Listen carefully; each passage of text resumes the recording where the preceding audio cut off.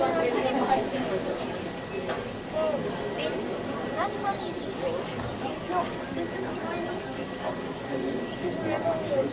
I can't hold anything else. Right. I'll catch up. Okay.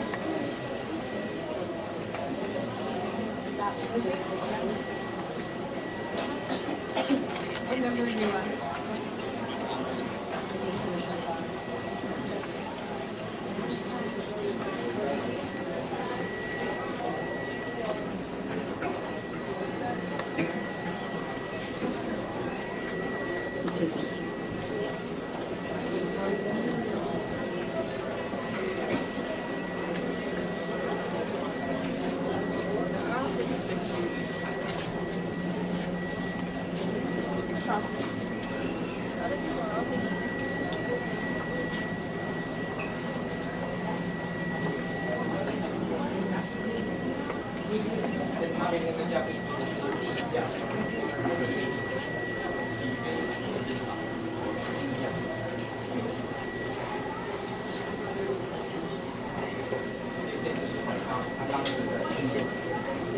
巡洋舰航母有6艘航母，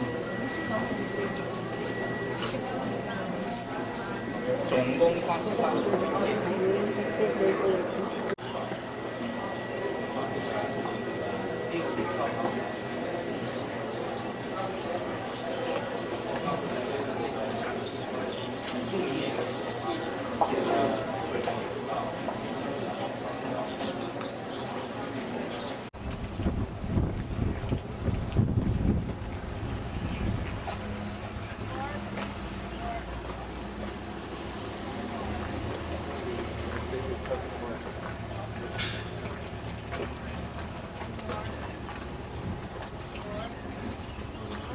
Morning.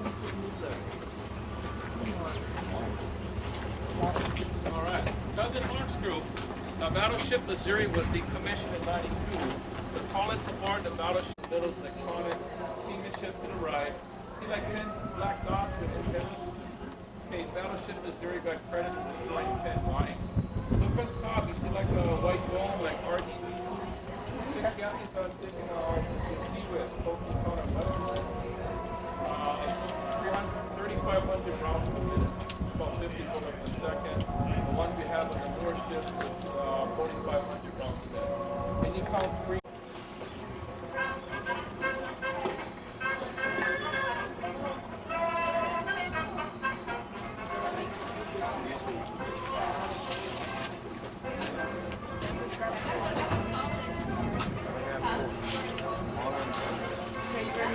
I don't want.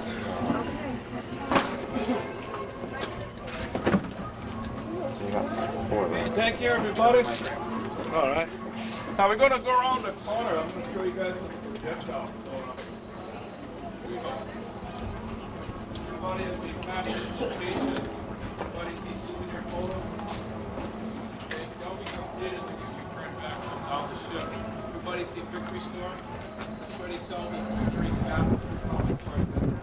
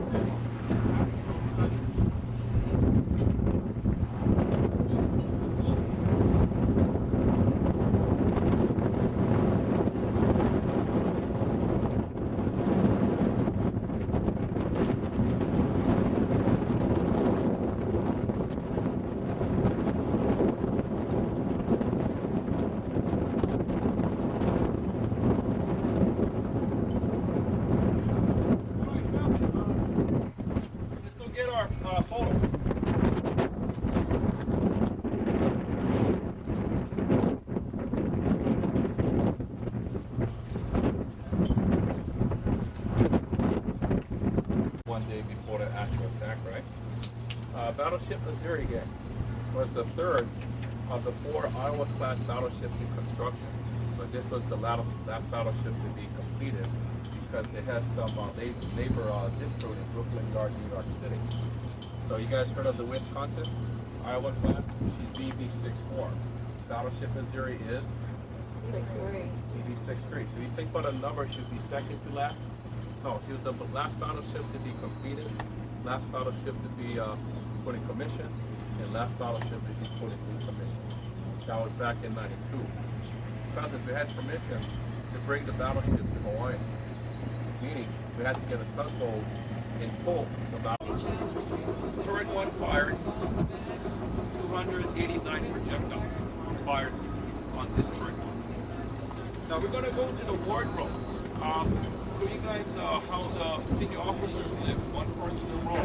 Junior officers is equal fence. We'll pass the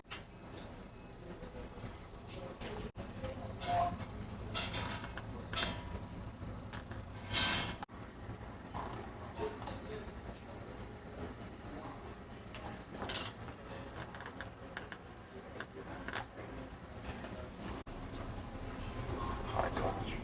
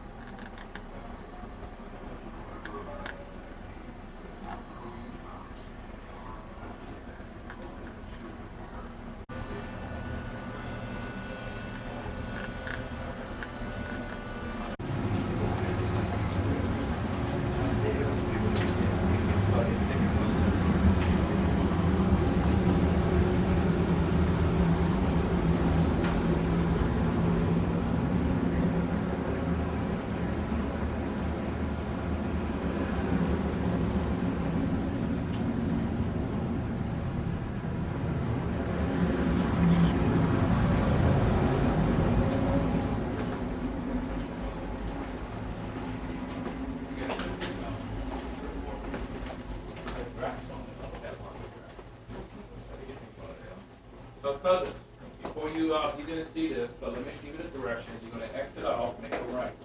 Go around this pond. Point accuracy 70 miles. Everybody was red alert when we fired the first Tomahawks. The last Tomahawks were fired. You guys see back here the canopy? They was having a barbecue out here. Minutes, dot time speed. All these dots, the basic ruler. You just got your paper trace and location where your battleship is going to or where it has been to. So example, point A to point B, there's only one way going in or out. Going in, you have to take out 10 lines. You want to do what more lines going back out? No, you can follow the same paper trace returning back out. Make sense? This is a legal document. What make it easy for you? This is the black box for the ship. Alright? This machine was to get the directions of the currents. This map is from Desert Storm. And this equipment where you cousins are sitting, a lot of the equipment has been removed, but this is to fire the CWIS, the combat, the close encounter weapon system. Stay where you are. I'm going to turn the light to blue.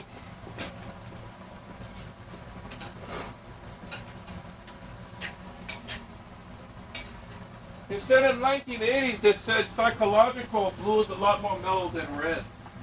Or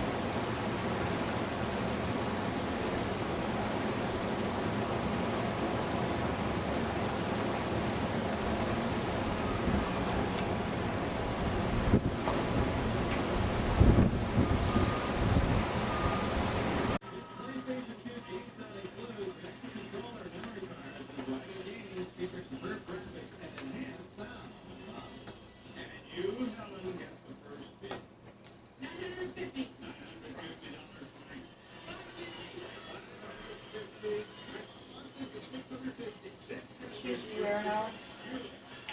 I guess my flip-flops, since we're not really going that far. Okay. Will you come get these tennis shoes out on the floor, put them in your closet?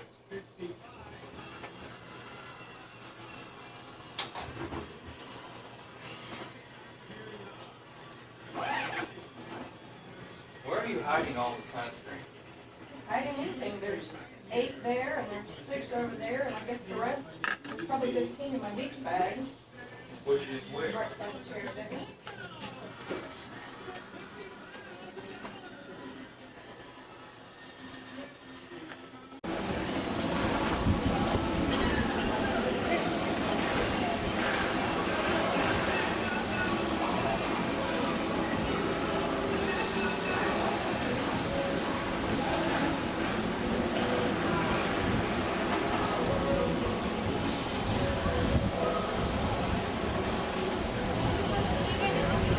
No, we're just kind of hanging out for a minute, thanks.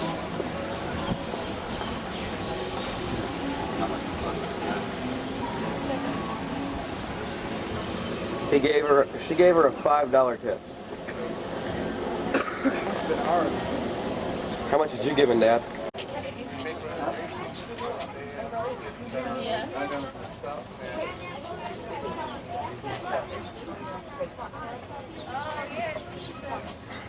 I just saw somebody just slid off.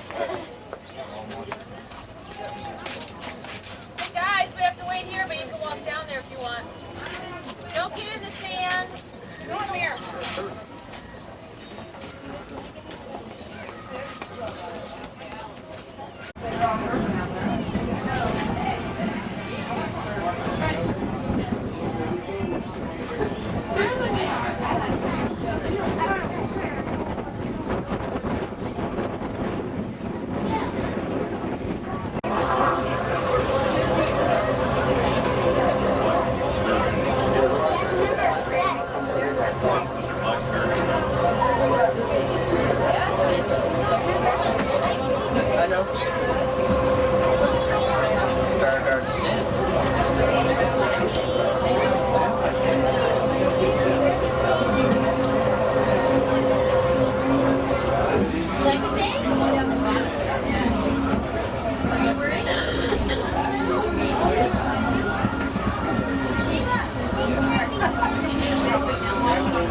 Okay, guess what, folks? We are completely submerged at this time.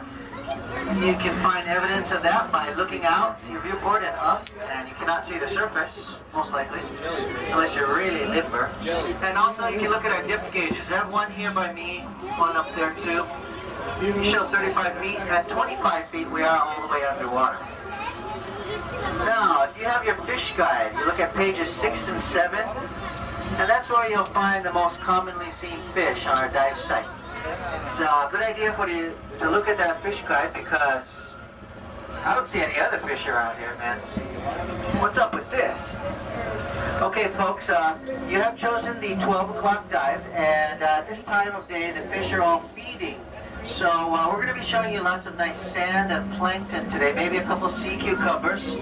We've taught them to do tricks. So we have lots of nice colorful tropical reef fish, and there is a reason that we can't see any colorful tropical reef fish around here. Ma'am, I'm going to pick on you. You look like you stayed awake in high school. Why do you think we can't see any colorful tropical reef fish around here? There's no reef. Excellent. You look around here, and there's a little bit of coral on the bottom, a little coral rubble, a few individual heads of coral, but a lot of sand. And this is not a good habitat if you're a small fish because it provides you with no hiding place. Everyone knows what small fish want to hide from, right? Big fish, yeah. Just like Wall Street, if you turn your back, you get gobbled up from behind. So if you don't have the ability to camouflage yourself or some kind of weapon to fight back, then your best bet if you're a fish is to hide from the predators. And we do have predators down here. We have some sharks, some tuna, amberjacks, bluefin trevallies. Now what you see on page 6, you're most likely going to see all of those fish, guaranteed. Maybe the eel, kind of hard to find, but we do see the eels down here too. And creatures on page 7, they're a little bit more unusual, so if we're lucky we may get to see those. Now of course there are many, many more fish than what's listed in your guidebook. These are just the most commonly seen species.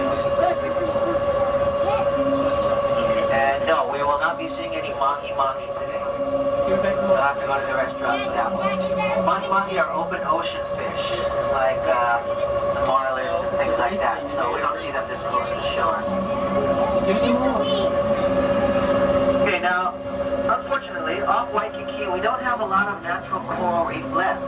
So, to make up for that, Atlantis has put down artificial reefs of various shapes and sizes, and these provide the small fish with that hiding place that they need. Now, the small fish also bring in the larger fish, and the larger fish bring in the other predators. So it's kind of a nice little balance to the ecosystem. Not only do we put things down here which provide us with our bread and butter by giving you folks something to pay for, to look at. Oh, and folks, our nuclear technician up there, he tells me that there's a shark coming into view on the port side, which is the left side. Look down on the bottom.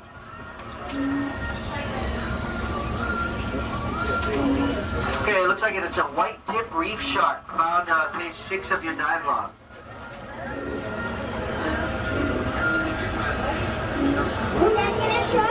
Okay, well, it looks like he saw this up, and some people see it up port, have seen him up front, but he's starting to swim.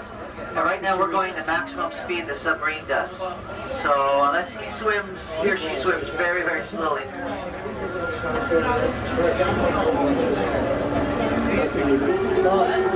Look way over there. Okay, now these structures you see are called the pyramids. We built these to give the fish a place to hang out. That's why you see more fish here. There's also coral growing here and there on our pyramids, built of concrete and plastic pipes. These were designed by somebody from the University of Hawaii Marine Biology Department and built and put down here by us. And you'll notice the big difference. As soon as we pull away from the pyramids, all of a sudden, no fish.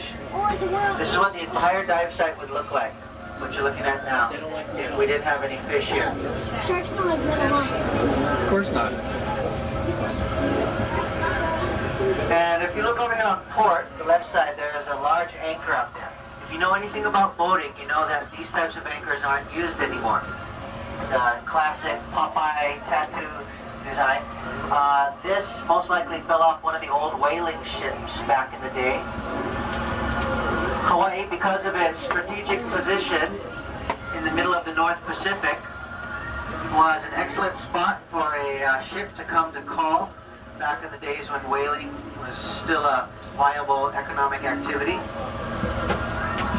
And that all changed in the late 1800s with the discovery of petroleum on the East Coast, and so people stopped using whale oil to light up and heat their homes as they had before. Okay, now, if you're on the starboard side, you'll be viewing the only natural coral reef that we'll be showing you today. If you're on the port side, we'll be showing you our next set of artificial reefs. After making one pass like this, we will turn around, and on the way back, you'll get to see the opposite view, so you won't miss anything. Daddy, do whales like metal? No, we're safe. Don't worry. Okay, what you see on the starboard, right-hand side, oh, beautiful fish just went by, turquoise and green and blue mix. That was a male parrotfish known as the Oahu. You might see some of its females swimming around in the area. They look the same, but they're a little smaller and their coloration is much more duller. Oh, the captain has found another shark on the port side swimming up front. So I don't see it back here, but you folks up there might see it. Of course, if it's not moving, we guarantee that you will see it, like the case of our reefs or artificial reefs. But if it is moving, then we cannot guarantee where the creatures down here will decide to swim. Now on starboard, you're looking at some little spiky sea urchins down at the bottom. The sea urchins, they do actually move. They walk very slowly on whatever surface they're on and scrape off algae or other bits of stuff that they can use for food. How many people got to see the shark so far? Right here? Oh yeah. Oh, that's a baby. That's still a baby shark. Now folks, at this time of day, of course everybody wants to see sharks all day long, but unfortunately this time of day, usually the sharks head into Waikiki Beach to feed. So a number of canals. Only the really large ones they go into show because they have really good international buffet, all you can eat, Japanese, American, Chinese. Oh, there's a little fishy. Oh, look at these beautiful Lau Vili Vili, these yellow lemon-like fish. Appropriately enough, one of their English names is the lemon butterfly fish. Then we have these other ones that really stand out with wide black and white bands on their bodies. These are called pennant fish. They're also found in your dive log. Oh, looks like we have an eel on the bottom on the left side. Okay, we have an FSE, a free-swimming eel, according to our nuclear technician.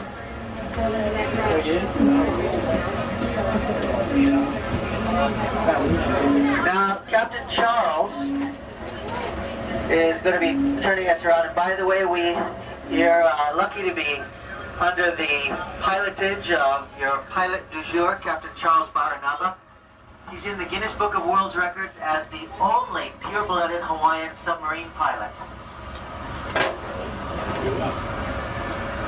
No, he is not wearing a grass skirt. He is wearing the regulation uniform. He keeps the grass skirt at home. Let's get a great big aloha to Captain Charles.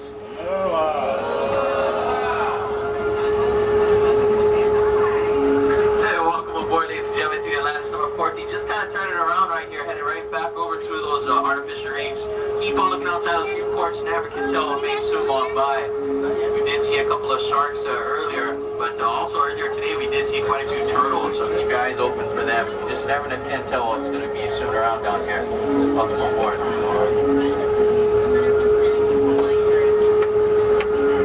So folks, Captain Charles is a professional boat fisher and spear fisher and is part-time, so whatever you do, if you see any large fish, don't yell it out because it really takes away his concentration. He gets all antsy. He wants to fire up the bow-mounted spear gun that we have out there. We'll all be eating sashimi if he does that. Okay, we've completed the turn, and you folks on port now, you should be able to get a good view of the reef there. Look down at the bottom where the reef meets the sand, because sometimes there are eels and or octopuses hanging out in the shallow. Oh yeah, there's a couple eels actually hiding in the crevice at the bottom of the reef there. I wonder if anyone saw them.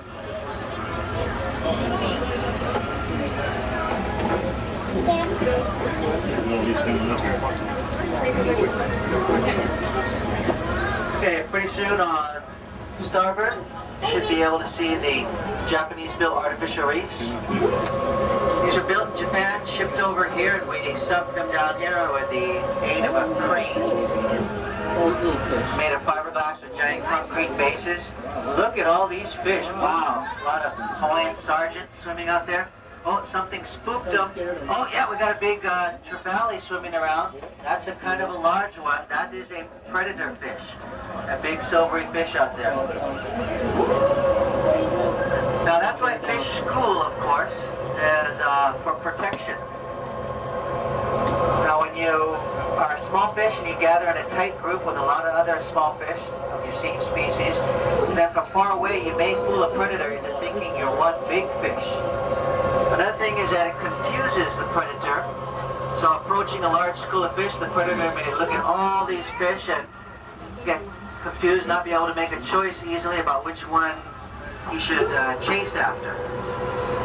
Now here's a little quiz for you folks. When you see a school of fish, you'll notice that they're usually all facing the same direction. How do they choose the direction?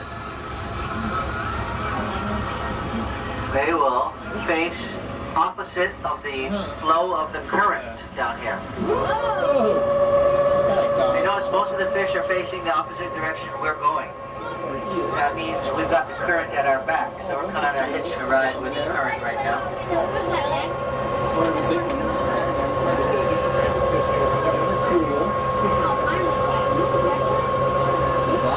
And Captain Charles is swinging us around here. Now, if you're on starboard, you can look up above the artificial reef there a little bit. There's this weird-looking, bulbous-headed fish with kind of puckering lips seems to be. That is a spiny pumper. Member of the pumper family. They can pump themselves up when they're upset, want to show off. And the spiny pumper goes one better because it has spines all over its body that are very sharp and stand up when it's inflated. So they're very unappetizing to the average predator, except for our Homo sapiens. Because in Japan, the spiny pumper is considered a delicacy. Very, very expensive delicacy. Alrighty, you may have noticed that we're at 87 feet. And right now, we're pointed offshore. Okay, folks, so this is where we're going to separate the minnows from the marlins. How many people want to try out our luck at going deeper? Yeah, who wants to go at least 100 feet? We have 150, 175, 175, 200, 200, so we'll do 250. Okay, folks, I'll let you know a little secret. Captain Charles is our most experienced pilot. He has over 45 years of submarine pilotage under his belt. And only he is authorized to take us down to the maximum depth, which is approximately 2,700 feet. And we're going to go down to that now. In a pig's eye. No. Yeah, some of you look a little nervous. No, not to worry. This submarine can easily go down to as deep as 3,500 feet. It cannot come back up, though. So we very rarely do that. So we're going to keep it within 3 digits of depth, because that's all our depth gauge can handle. But don't look now, folks. You're almost at 100 feet. I said don't look. When we get to 100 feet, you'll be members of the Pacific 100-Foot Club, with all privileges therein. Now, if you're on the port side, our next artificial reef will be coming into view soon. Now, this will be a bit of a departure from what you've seen so far, because the 2 types of reef we showed you so far, the artificial ones, those were both built with the express purpose of being put underwater. What we're going to show you next was not meant at all for that purpose.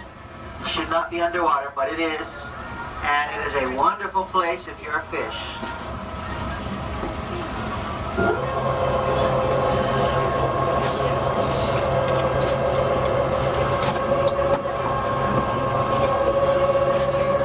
They're going down deeper and deeper. You notice how all around this beautiful white plain of sand.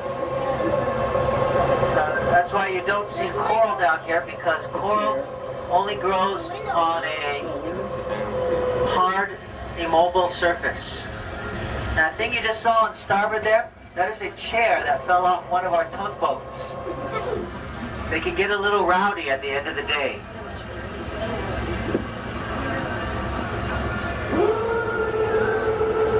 We'll see, maybe in a couple of years that thing will start to have coral growing on it and have a miniature ecosystem. Because almost anything, if you put it down here, if it doesn't move, roll around, as long as it has nooks and crannies, fish will start to gather around it.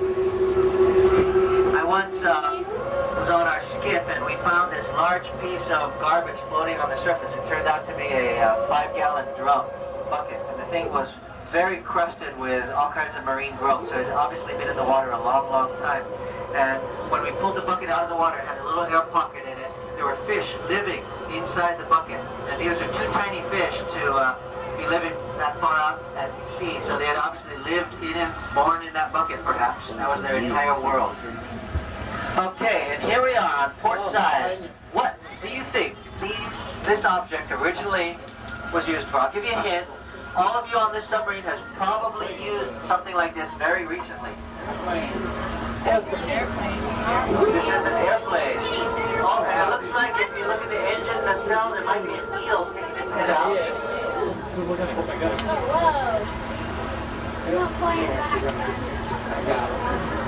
Thank you. Yeah, oh, that's a big eel. Oh, man. Okay, also underneath the wing in the shadows, look carefully, there should be a silhouette of another white-tipped reef shark. Yep. Just underneath the wing on the inside. Boy, that big engine nacelle, that's like a mansion to the eel, because usually they have a lot snugger kind of accommodation. Yeah, you gotta look carefully to see that shark. It's hidden in the shadows there, but I can just make out the white tip another baby there. Okay, so this airplane and another one that you'll be seeing on starboard in a moment were both put here underwater on purpose. These are Japanese-built aircraft, but they are not Zeros or warfighters. These are actually passenger aircraft, Mitsubishi YS-11s. They were operated by an airline that used to fly between the islands back in the 70s and 80s.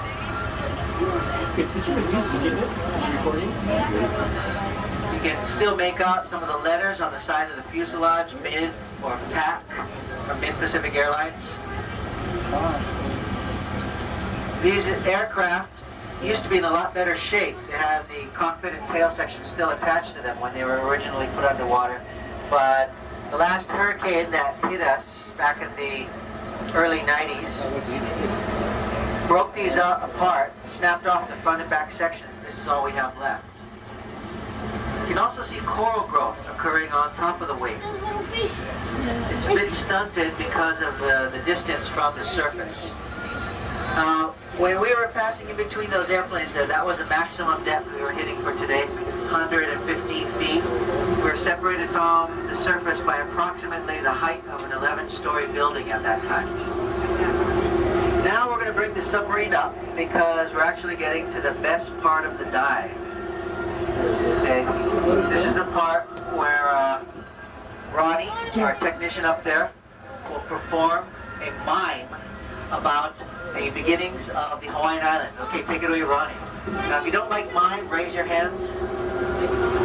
Okay, Ronnie, sorry. Got another crowd that doesn't like the mimes. Okay, wipe off the face paint. Okay, we're going to have to make do with a sunken ship then. You don't look very close. You look at this. That's the picture. You see something? You see something inside there? Okay. Hold it down.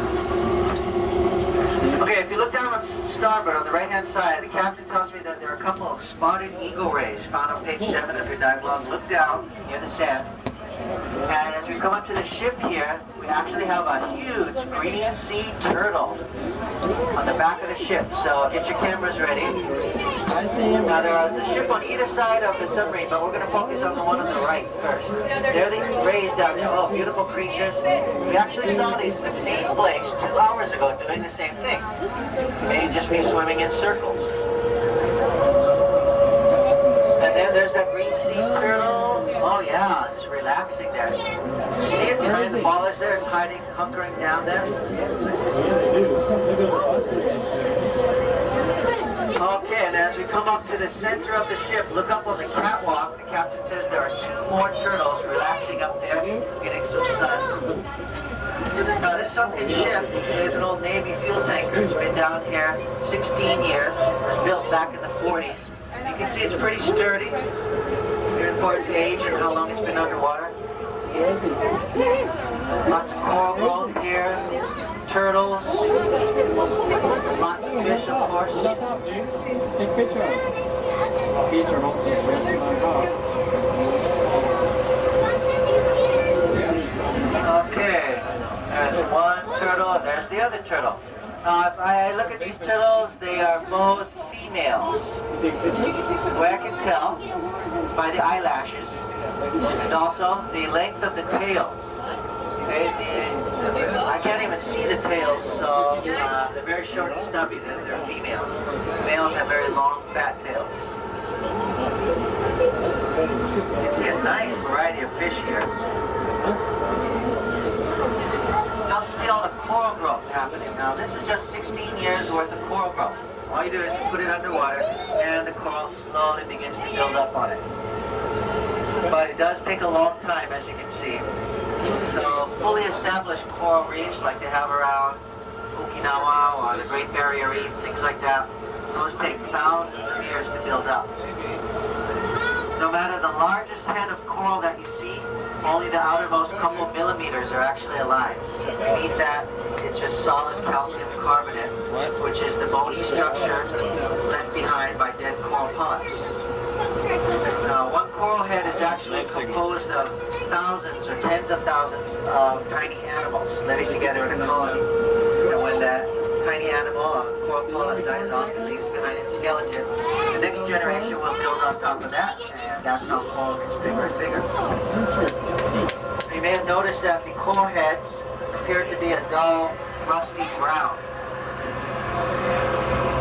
Actually, they're a different color. Now, when you get underwater, all this natural sunlight that we have around us, which is what we use to light up the dive site, gets thinned out, and that causes colors to change. Now, if you look at this card that I'm holding up, this card looks like it's, Ronnie's holding up one up there too. The dark one that looks black, from where I am back here, this card looks black. When you get a little closer, it looks very, very dark purple, but you turn on the light, it's actually a bright red, as you can see on my card. This is what it looks like on the surface, this is what it looks like down here. Is anybody wearing anything red, or purple, or pink? You are? What are you wearing? It's red? Oh, yeah, could you hand it up this way, please? No, just kidding. Okay, you're wearing, oh yeah, pink, purples, all kinds of things. They'll look different down here. Now, if you have any ladies wearing lipstick or nail polish, you probably look like you're ready for a stint with Outback or Moira. Look different. Okay, coming up on the port side, the sunken ship next. So, folks, on the left, get your cameras ready. If the turtles are cooperative, not too energetic, then get a chance to see them. These turtles, you notice that they're just relaxing on the deck. If they don't move around too much, they slow down their metabolism, and they can stay underwater on one lung full of air for up to 2 hours. Very good at holding their breath. That's also why turtles live so long, because they slow down their metabolism. So folks, take a tip from the turtle, move to Hawaii, get a Mai Tai, slow down, and you'll live longer. Did the turtles move position? Those turtles are calmed down good.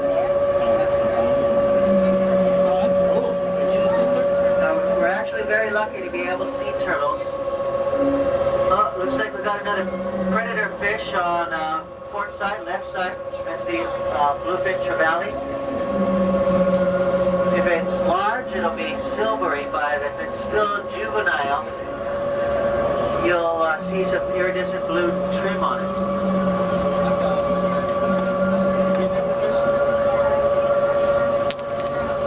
And there was one more turtle buzz at the stern of the ship.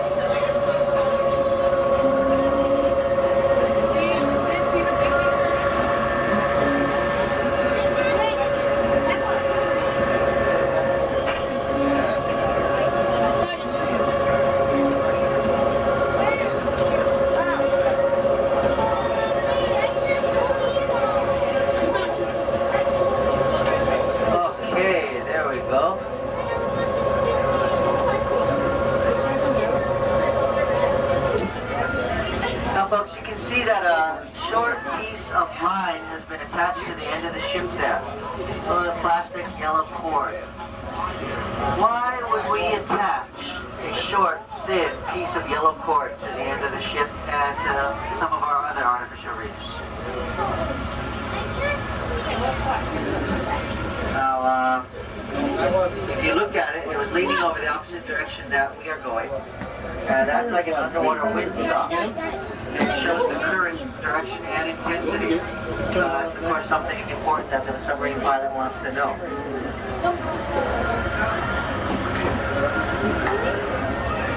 Dad, did you get a picture of the stingray? Yeah. Got those rays again? 2 spotted eagle rays. That's about as large as they get. Occasionally we get manta rays out here, but it's a very rare occurrence. People also ask about larger sharks. Just last week, we were surprised. I was narrating, I looked out the window, all of a sudden I saw this huge shark. It was a 12-foot long hammerhead, and it was really fat around the middle. So we estimated it weighed at least 800 pounds. That's a rare thing to see, but you never know what you're going to see out here. That's one reason why I like the job. I once actually got to pet a 25-foot shark on the snout, but it was a whale shark. So don't look at me like I'm crazy, because whale sharks have no teeth, they eat only plankton. And I would never pet a 25 foot, any other kind of shark will miss out. Dad, can't you zoom in? Now we have another sunken ship. We're heading over to that one next.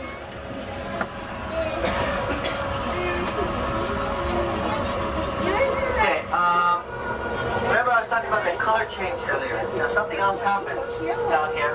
When visible sunlight is filtered out, we get a higher proportion of UV rays down here. It's the same amount as you get on the surface, so we're not getting sunburns or anything. It's just the proportion of visible light is more. And that acts like a black light. Now if you have anything fluorescently colored with some kind of day glow color, I have this card here. You see how it's very bright down here? Anything you have like that color should be glowing in the dark like this. It also has a reaction with the fluoride in your toothpaste. So if you look at your teeth, well, if you can see your own teeth, then I got a job at the circus for you. But if you can't, look at someone else's teeth. They should be orange or pink down here. That is a temporary phenomenon, though. It lasts no more than 6 to 8 months. Smile. Smile. Okay, we're coming up on the second of our 2 sunken ships, and there are often turtles over here, too. This is not a Navy vessel. This is an old Korean fishing vessel. You'll notice the immediate difference is that it's in much worse shape, even though it's only been down here 9 years compared to 16 for the other one. This is a Korean fishing vessel, so it's made of less sturdy material. Oh yeah, one turtle was hiding on the bow there. You'll see that the hull is rusted through in some spots. And you'll see that the wheelhouse is collapsing on itself. But it's a great place if you're a fish, because more places to hide.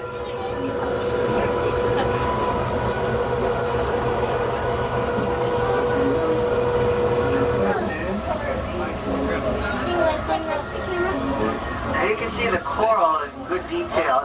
Most of it is that dull rusty brown, which is actually red if you saw it on the surface.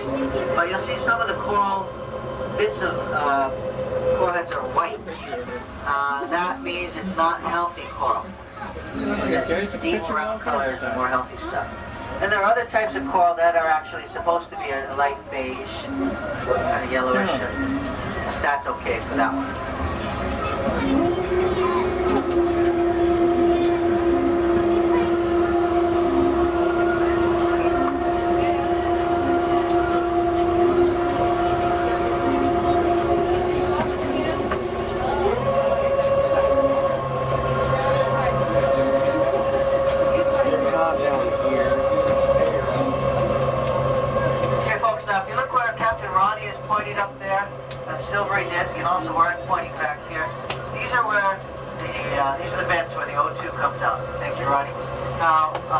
These tiny holes for the entire submarine, okay? We have 100% oxygen pumping out of these holes, but we can't breathe 100% oxygen because it'll make you giddy and lightheaded. I mean, look at me, I stand here all day long. I just love my job. I haven't had a raise in 18 years now. Now, this oxygen, of course, mixes with the ambient air here in the sub. It becomes a 21% mix, which the captain monitors up there. The ambient air in the sub is being produced by us. And also, every time we go up to the surface, we open up the hatch. Now, of course, we are exhaling carbon dioxide. There's a lot of people on board here. So, 67 people exhaling carbon dioxide is a lot of CO2. We run that through this thing back here behind this gate. This is called a CO2 scrubber, just like what the Navy subs use. Basically, these little crystals that absorb CO2 out of the atmosphere. We run all the air through here. To get this, folks, your own breath is chilled and sent back at you as air conditioning through these vents down by your knees. Oh, look at this turtle coming right for us. Wow, starboard side, it's coming right for us. Uh-oh. It's holding a power drill in its mouth. Oh, there's a shark.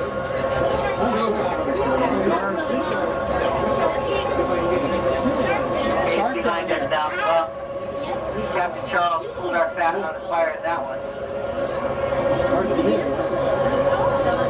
See a shark on the starboard side? Yep, 2 of them.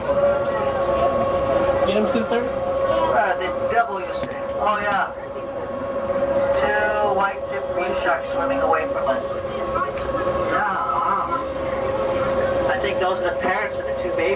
earlier.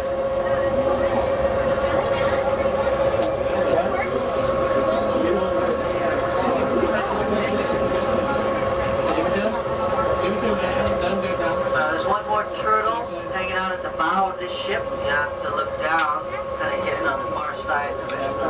It's much visible.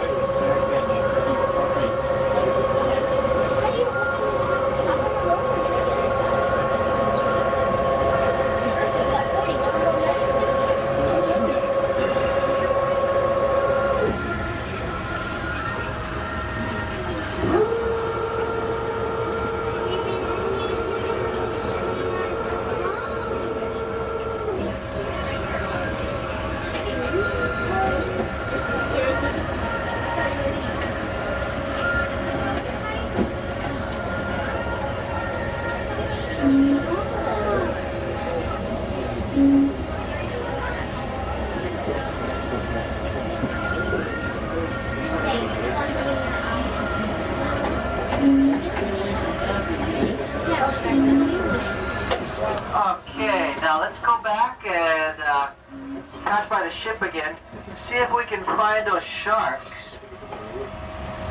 Now, we possibly could get them to come closer. If anybody on board here happens to know how to make a sound like an injured fish, anyone? Or, Miss, do you happen to have any raw chicken on you? No?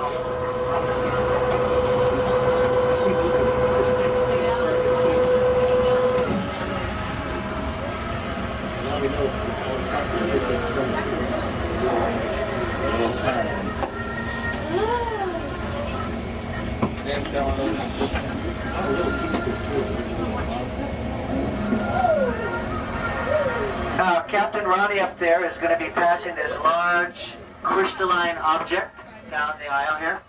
And you got it. That's one of our dilithium crystals that we use to power our fusion reactors. We will be going to warp speed any moment now. If you look at it, you'll notice that this is a thick piece of acrylic, very scratched up. And this is actually a piece of one of our old submarine viewports.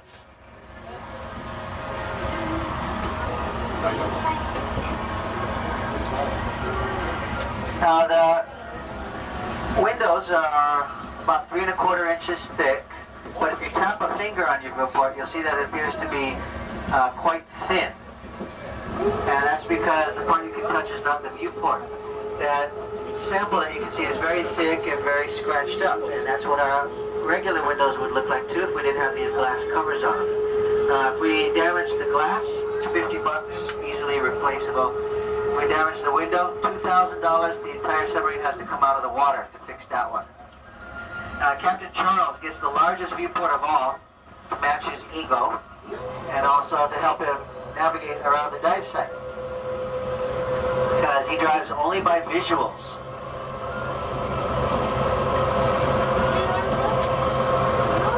Modern technological marvel that this is, our submarine does not even have sonar on board because we don't need it. We don't go close to areas where there might be other submarines, and when we come up, we don't ask for, we don't just go up, we ask for permission to come up, because we can't see what's directly above us.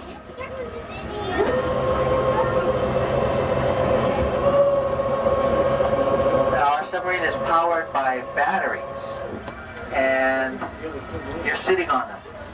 Underneath all these seats are the wet cell batteries, kind of like very powerful car batteries. We charge them every night for about 8 hours, and they give us 24 hours of power.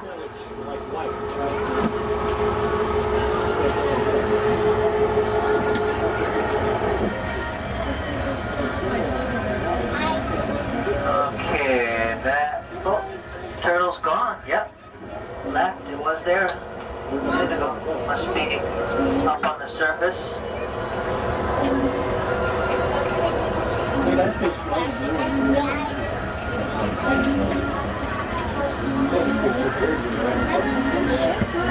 same one, we story back.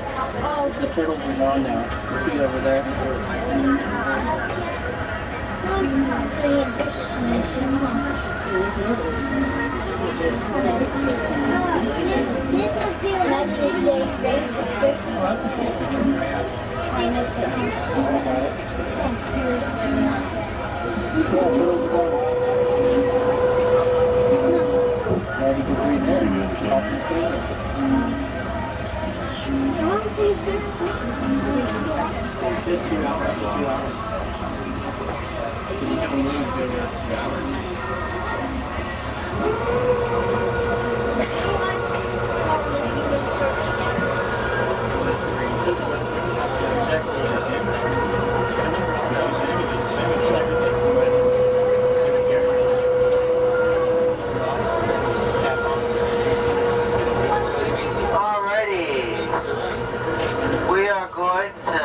Make our way over to our surfacing zone.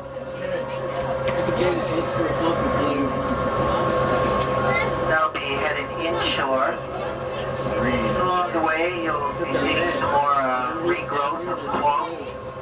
Now, not only does the great construction in Waikiki have a negative impact on the coral reefs, but also nature does too. Sometimes, like those storms I was talking about earlier, it's strong enough to pick up an airplane and snap off pieces of it. It's strong enough to damage the coral reef. So it's already weakened by all the human activity off Waikiki, but the storms can come in and do a lot more damage. But the coral that we'll be seeing here in a moment as we complete our turn here, you see is all new growth coral. Now we are due for another hurricane any day now. We're entering hurricane season. And they usually come every 10 years or so. It's been 13 years since the last one. So one of these days, you never know. Our island chain is situated in a pretty good spot though. We have lots of hurricanes. There's always hurricanes blowing around the Pacific, but they usually veer either south or north of us. They hit Alaska or Guam. Guam, oh, I don't want to live in Guam, man. There's like boom, Hurricane Alley, just boom, boom, boom, boom. Kind of like a little place called Florida that I heard about.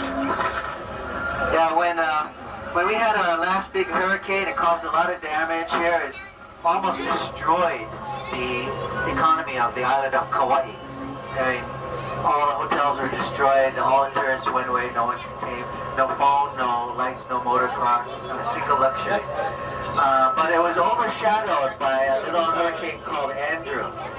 So we didn't get much news coverage after Hurricane Deniki hit us.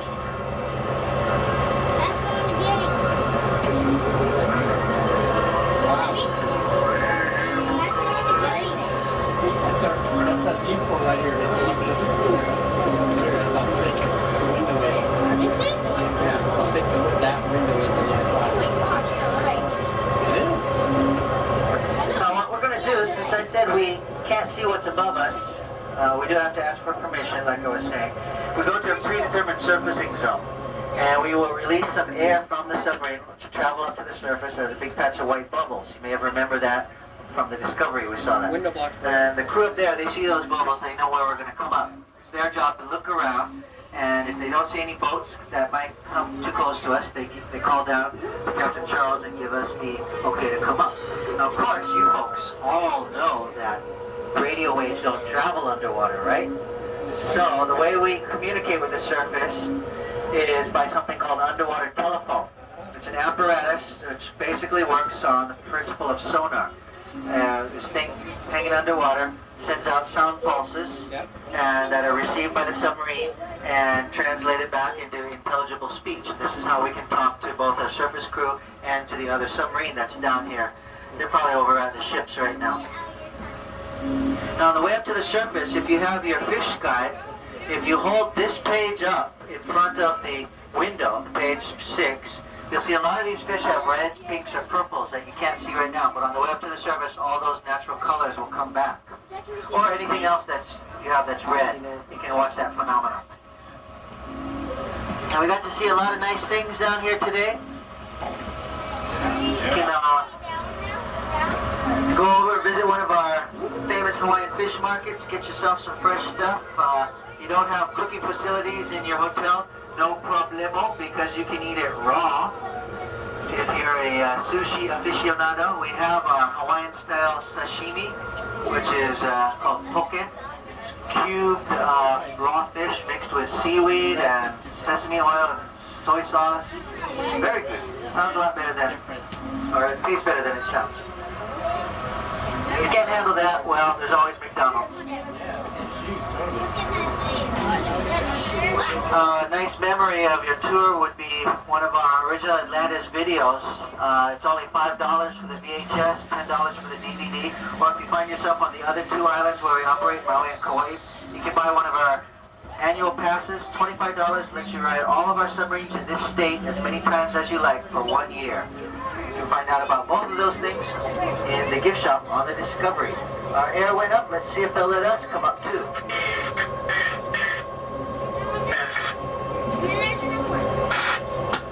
Control, National 14, Santa Monica, from location, requesting permission to surface. Roger, 13, Santa is clear surface. 10 after, up there, we're clear, coming up now. Alright everyone, think light thoughts. We're heading back up. Once you get up on the surface, the Discovery will pull up next to us, and we'll be given the clearance to disembark. Everybody on the right side is going out the forward hatch. Everyone on the left side is going out the aft hatch.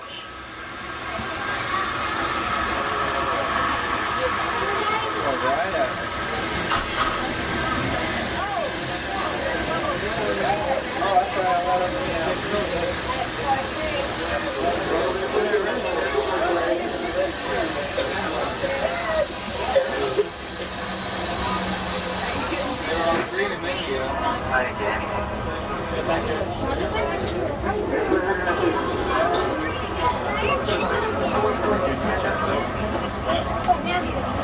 Alrighty, well, that was pretty good. Captain Charles did a good job today. He asked that in lieu of applause that you just give him knowing looks of